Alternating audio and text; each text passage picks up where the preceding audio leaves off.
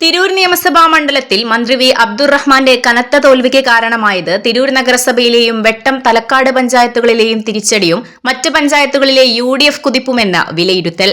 തിരൂർ നഗരസഭയിലും തലക്കാട് വെട്ടം പഞ്ചായത്തുകളിലും വൻ ലീഡ് പ്രതീക്ഷിച്ച ഇടതുമുന്നണിക്ക് മണ്ഡലത്തിലെ എല്ലാ പഞ്ചായത്തുകളിലും ഒരുപോലെ കനത്ത തിരിച്ചടിയാണ് നേരിടേണ്ടി വന്നത്.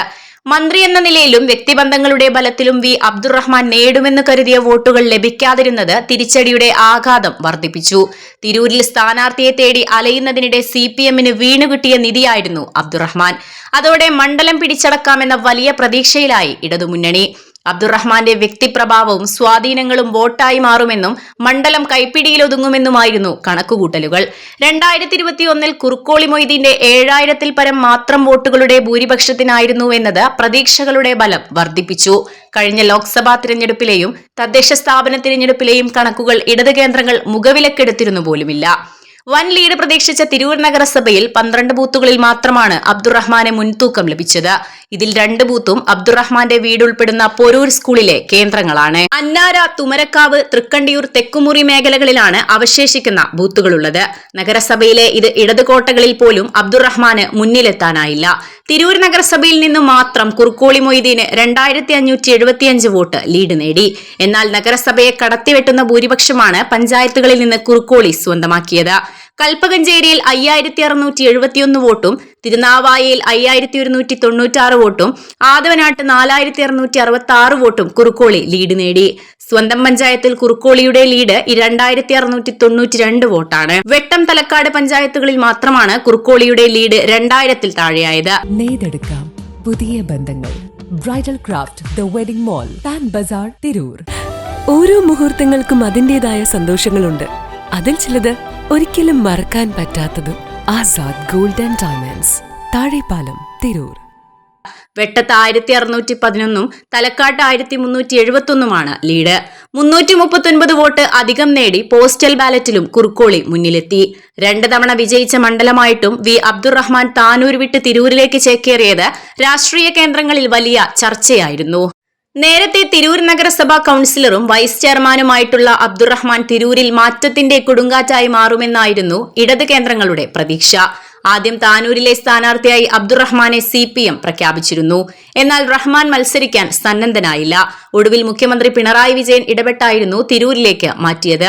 അബ്ദുറഹ്മാന്റെ ആവശ്യപ്രകാരമായിരുന്നു ഇത്. അബ്ദുറഹ്മാൻ കളത്തിലിറങ്ങിയതോടെ തിരൂരിലെ മത്സരം തീ പാറുന്നതായി മാറുകയും ചെയ്തു. മന്ത്രിയും സിറ്റിംഗ് MLAയും ഏറ്റുമുട്ടിയ സംസ്ഥാനത്തെ ഏക മണ്ഡലമായി അതോടെ തിരൂർ മാറി. ആകെ പോൾ ചെയ്ത വോട്ടുകളിൽ 53.45% വോട്ടുകളും കുറുക്കോളിയുടെ പെട്ടിയിലാണ് വീണത്. പോൾ ചെയ്ത 1,98,509 വോട്ടുകളിൽ 1,06,108 വോട്ട് കുറുക്കോളി നേടിയപ്പോൾ അബ്ദുറഹ്മാന് 81,971 വോട്ട് മാത്രമാണ് ലഭിച്ചത്. ഇവരുടെ ശക്തമായ മത്സരത്തിനിടെ മണ്ഡലത്തിൽ മത്സരിച്ച മറ്റ് ചെറുകിട പാർട്ടി സ്ഥാനാർത്ഥികളെല്ലാം നിഷ്പ്രഭരായി. 8,519 വോട്ട് നേടി BJPയുടെ നാരായണൻ മാസ്റ്ററാണ് മണ്ഡലത്തിലെ മൂന്നാമൻ. ആം ആദ്മി പാർട്ടി സ്ഥാനാർത്ഥി കബീർ എന്ന ഷമീർ കുറ്റൂരിന് വെറും 335 വോട്ടും, സുസി സ്ഥാനാർത്ഥി ഡോക്ടർ S അലീനയ്ക്ക് 220 വോട്ടും, സോഷ്യലിസ്റ്റ് പാർട്ടിയുടെ സിയാദിന് 124 വോട്ടും മാത്രമാണ് ലഭിച്ചത്. കുറുക്കോളിയുടെ അപരനായിരുന്ന മൊയ്തീൻ കൂമുള്ളിപ്പറമ്പിൽ 312 വോട്ട് നേടിയപ്പോൾ വി അബ്ദുറഹ്മാന്റെ അപരന്മാരായിരുന്ന 2 അബ്ദുറഹ്മാൻമാരിൽ ഒരാൾക്ക് 130 വോട്ടും രണ്ടാമന് 57 വോട്ടുമാണ് ലഭിച്ചത്. Editor live, Tirur.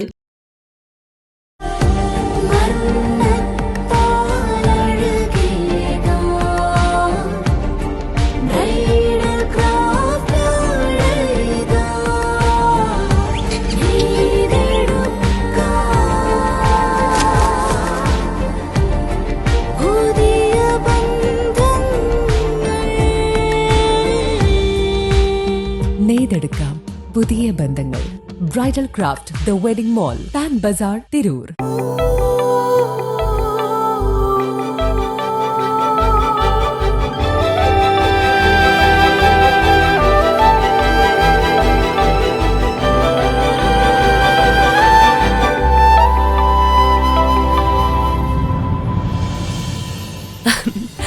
ഓരോ മുഹൂർത്തങ്ങൾക്കും അതിന്റേതായ സന്തോഷങ്ങളുണ്ട്. അതിൽ ചിലത് ഒരിക്കലും മറക്കാൻ പറ്റാത്തതും. Azad gold and diamonds, Thazhepalam, Tirur.